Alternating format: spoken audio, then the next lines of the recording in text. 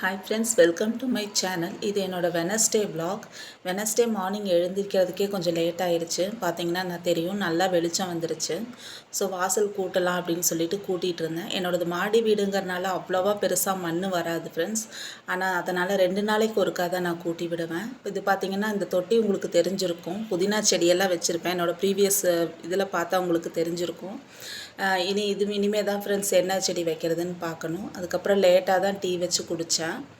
வாசலெல்லாம் கூட்டி விட்டுட்டு அதுக்கப்புறம் தான் டீ வச்சு குடிச்சிட்டு வெளியே பார்த்திங்கன்னா நல்லா மழை வந்துட்டு இருந்தது. மார்னிங் அந்த டைமே வந்து 7:30 அந்த மாதிரியெல்லாம் இருக்கும். நல்லா மழை வந்துட்டு இருந்தது.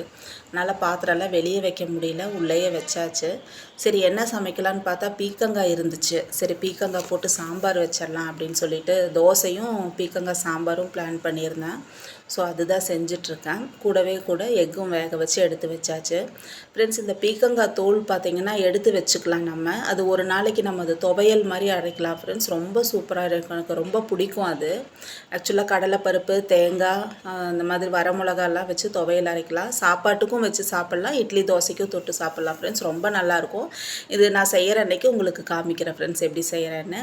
அதுக்கப்புறம் பார்த்திங்கன்னா சாம்பார் தாளித்து விட்டுடலாம் அப்படின்னு சொல்லிட்டு தாளிச்சிட்டு இருந்தேன். இது பார்த்திங்கன்னா பீக்கங்காங்கிறனால நம்ம குக்கர்லேயே வைக்க முடியாது. அதனால் அதை தனியாக வணக்கி விட்டு தான் வைக்க முடியும். ஏன்னா பீக்கங்காய் வந்து சீக்கிரம் வெந்துடும், ரொம்ப குழஞ்சிரும் பருப்போடு வச்சோம்னா. அதனால் சொல்லிவிட்டு சரி பீக்கங்காயை தனியாக வணக்கலாம் அப்படின்னு சொல்லிட்டு வணக்கிட்டு இருந்தேன்.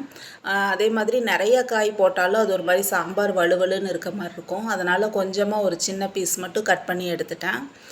அது மட்டும் போட்டு வணக்கிட்டு இருந்தேன். மீதி இன்னொரு நாளைக்கு செஞ்சுக்கலாம் அப்படின்னு சொல்லிட்டு. ஃப்ரெண்ட்ஸ், பீக்கங்காயில் பார்த்திங்கன்னா என்ன செஞ்சாலுமே நல்லாயிருக்கும்.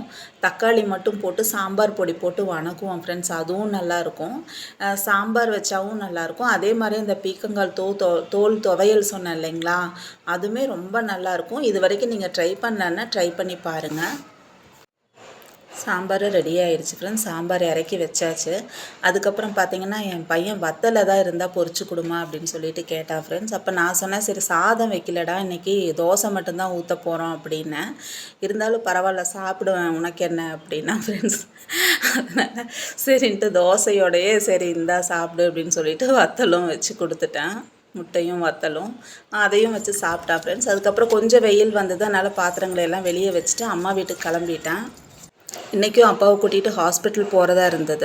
நைட்டு 10:30 ஆயிடுச்சு ஃப்ரெண்ட்ஸ் தூங்குறக்கு. தேங்க்ஸ் ஃபார் வாட்சிங் ஃப்ரெண்ட்ஸ்.